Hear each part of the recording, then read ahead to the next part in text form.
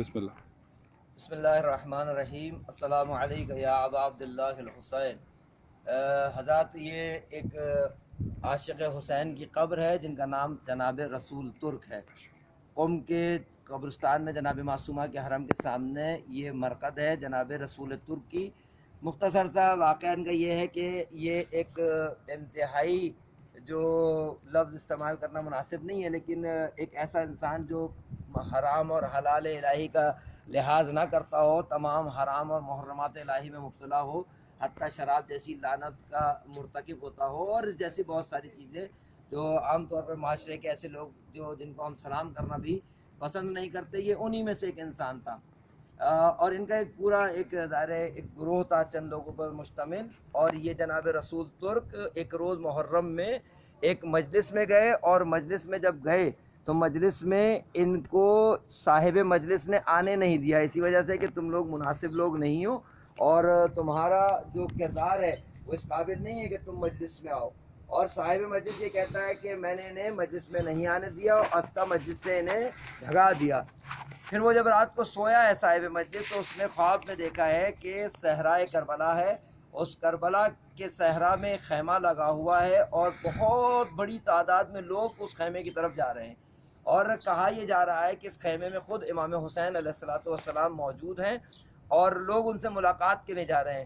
وہ یہ جو مجلس کرنے والا تھا جس نے جناب رسول ترک کو مجلس سے روانہ کر دیا تھا اور وہاں سے بھگا دیا تھا، اس نے کہا میں نے خیمے تک پہنچ کے بہت کوشش کی کہ میں خیمے میں داخل ہوں، لیکن خیمے کے ساتھ ہی ایک رسی سے ایک کتا بندھا ہوا تھا جو مجھے امام حسین کے خیمے میں جانے نہیں دے رہا تھا، اور عالم یہ ہوا کہ اس کتے نے مجھے آخر تک امام حسین کے اس خیمے میں نہیں جانے دیا۔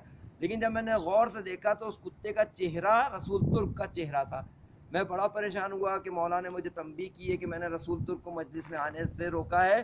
صبح اٹھتے ہی وہ ڈھونڈتا ڈھانڈتا پہنچا جناب رسول ترک کو، تو وہ اپنے دوستوں کے ساتھ بیٹھے تھے، اور اس نے جا کے وہاں ان کو جب سلام کیا تو انہوں نے عجیب سے طریقے سے ان کو جواب دیا، لیکن یہ ان کے پیروں پہ گر گیا۔ اس نے کہا تم مجھے معاف کرو۔ رسول ترک بہت پریشان ہوئے کہ ہوا کیا آخر۔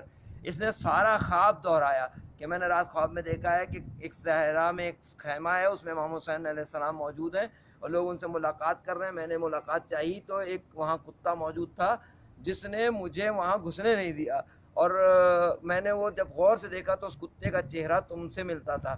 تو رسول ترک نے اسی لمحے میں صرف ایک جملہ کہا، کیا مولا نے مجھے اپنا کتا قبول کر لیا ہے؟